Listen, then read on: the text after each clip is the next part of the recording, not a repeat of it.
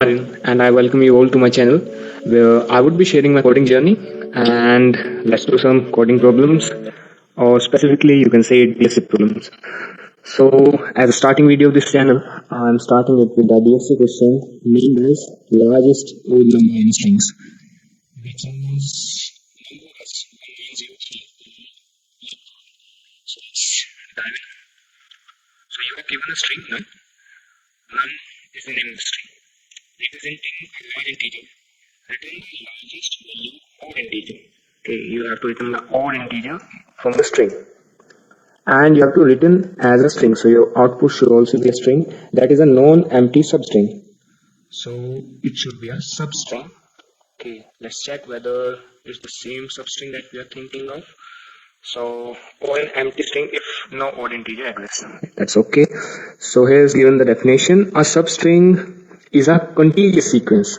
So they have said that the substrings that are going to be made out of the string num, they should be of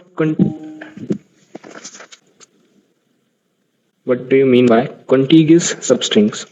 So let's take an example like we are given 5 and 2. So the thing you have to remember while making contiguous substring is you have to start from the left hand side. Okay, like you have to first of all get the 5 out of it. Okay, you can consider 5 as its substring, then a 2, then 5 and 2 both, and then an empty string, right? Like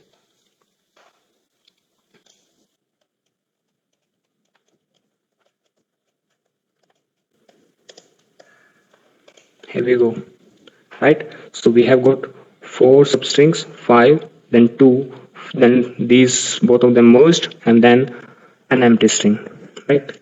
So it is the way that how you should make contiguous substring. You must be having some confusion about it, and when we will take an example with 3 digits, we'll get it clear. Okay, like let's consider that we have given an example of 3, 5, and then a 2. So you know this whole number, whole of it, I mean the string that is given, it is not an odd number. So if it had been an odd number, like if it had been something like, see, if it was 3, 5 and 1, 3, 5 and 1, then you can easily see it is itself the answer. Okay, so it is itself the largest substring of 351, because you know that string is itself and substring of itself, right? So the answer would be, or the output must be 351. Okay, so that's clear. But just consider that we have got 5, 3, 5 and 2. So how much substring do you think that we should get, or number of subsets? Okay, you must have studied in class something like about 8 or 11 or 12. So you know the formula says that number of subset of a set is equal to 2 raised to power the elements present in a set, right? It is, see, number of subsets equal to 2 raised to power n, where n is number of elements. But you know, in this 352, if we follow this formula, then we get the answer 2 raised to power 3. That means 8.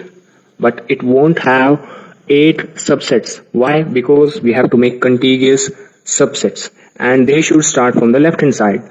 Okay, you can't replace the place of an element. You can pick them up. You can only just pick them up. Okay, leaving 1 or 2 elements aside, but you can't replace their place, right? You cannot misplace them. Let me show you. Like, let's see what's the answer. The first substring should be 3, another must be 5, another must be a 2, and then we will start merging them up. Then we'll merge 3 and 5, and another would be 5 and 2, right? And the last one might be 3, 5 and 2. This is how you can get the subsets. Now the thing is, we want to understand the logic that should be used to solve the question. We now understand what are contiguous substrings. So let us consider an example. Like we are taking the same example, 3, 2, it was 3, 5 and 2, right? So in 352, the largest substring in 352 is 352 itself. Okay, it is the largest substring you can get out of it, right? And remember, you can't jumble them. If you want contiguous substrings, you can't jumble them out. Okay, like replacing the places or just saying that why can't we make it 5 3 or 2 5 2 or 3, something like that, if you want to get an odd large. So it's not possible, it won't remain contiguous. So they have to be in the same manner as they are in a sequence, 3 then 5 then 2. So what we can do is, here we can start by removing the first or the rightmost number. Like first of all, we will check if this number 2 is odd or even. Okay, we will start our question by checking whether the 2 is odd or even. If this 2 is odd, then we got our answer. It is itself an odd number and it is the largest, so it's the answer. But if it is not an odd number, then you have to remove the 2. Like, then by removing 2, we would get 3 and 5, right? And it is the second largest contiguous substring. That another contiguous substring should be 3 itself, right? It should be 3. Similarly, if we discuss some other examples, like our first example was 5 and 2. So from the similar method, we can start like this. First of all, we would check the first or the rightmost number 2. It is odd or even? It is even, right? So it's not the answer. So what we have to do, we have to remove the 2. And then we would get 5 as a substring, and it's the answer. It is the largest. And you have to just proceed backwards. Okay, from the right hand side, you have to go towards left. You have to keep on checking, like, because odd number is decided by the last or the rightmost digit. Rightmost digit decides whether a number is odd or even.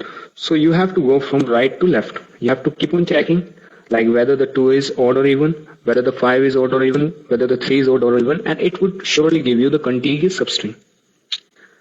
This is how you'll get your answer, and this is how we have to build our logic in the question. Now let's go towards the LeetCode. Now let us code. Now let us code.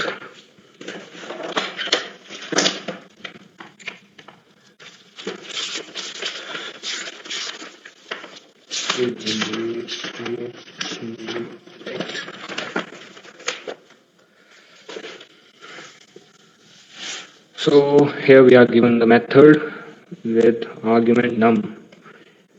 So it is the input to the method string num. We are given string num. So how we should start it? We should do like, first of all, we get an integer variable len, which would be equal to the length of num. Then here we go. Then we can start a for loop. It will start on taking a pointer I.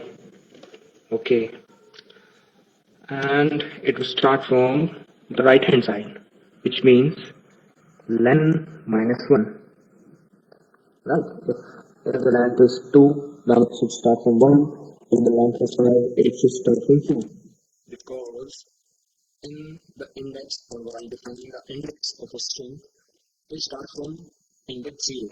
So you have to increase 1 from the left hand of the string, and then we would make sure that our pointer don't go below 0, and then we'll keep on decreasing it so that this for loop moves through the whole length of the string. Right. Then we will take a variable character ch equal to the character present at the pointer I. Here it is.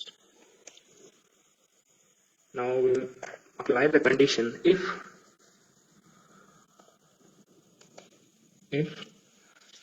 you know when we are taking the character ch, it is in the format of a character and we have to convert into number or into an integer. So the method to convert this into integer is by decreasing it by character 0. It would give us the integer value of the character, and then we will take modulus of it with 2, and it should not be equal to 0. That means it should be a odd number. If it's a odd number, then we should return num.substring, which will start from 0 and will go up till I plus 1. Right? I think you got it. Why I wrote down I plus 1? Because when we are checking it, right, we have moved in the for loop, we have moved from the I. Right, so while returning it, you have to give it I plus 1. And then if we have gone through the whole for loop and we haven't find any odd number, like if we talk about a test case like 2, 4 and 8, the whole string doesn't have a single odd digit. So what should we do? If we don't have any digit, any odd digit, then we should return an empty string. Now let's try it. Yeah, it is accepted. Let's see what's it showing. So yeah, it's showing accepted. Here are 3 test cases that you can check, and we'll try to submit it. Now see what it shows. Yeah, it is beating 99.55% of people. It has used some about 45 only. It is showing the runtime, and the time complexity of it is big often. So I think you find this video helpful. Have a nice day.